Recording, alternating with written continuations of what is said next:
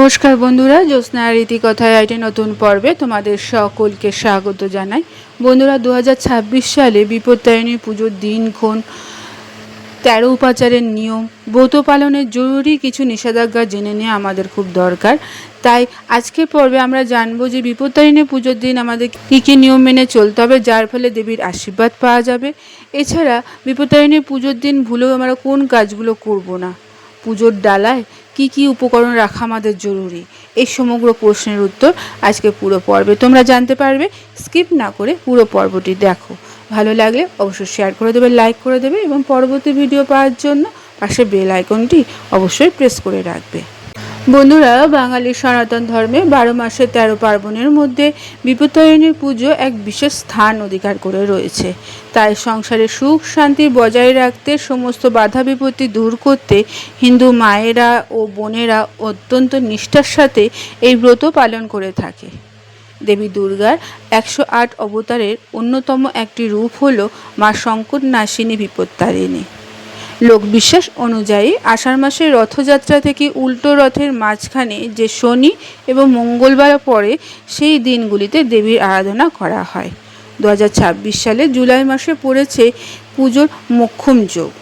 তাই জেনে নেওয়া দরকার দেবীর কৃপা পাওয়ার জন্য আসল সময় এবং কিছু জরুরি নিয়ম।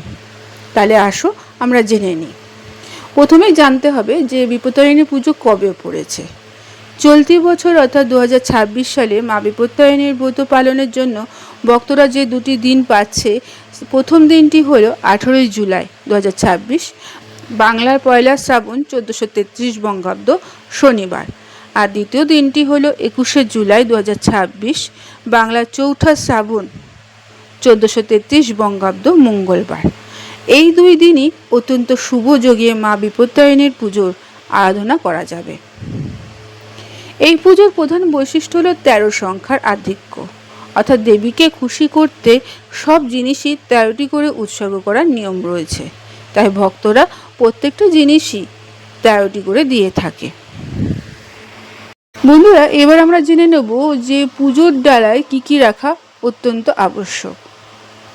প্রথমে বলি ঘট, আম্রপল্লব, শীষসহ ডাব, একটি বিশেষ নৈবেদ্য তো লাগবেই, তার সঙ্গে লাগবে 13টি গিট দেওয়া লাল সুতো, যাতে 13টি দুব্বা বাঁধা থাকবে, 13 রকম ফুল, 13 রকম ফল, 13 গাছি লাল সুতো, 13টি আলাদা দুর্বা, 13টি পান, 13টি সুপারি।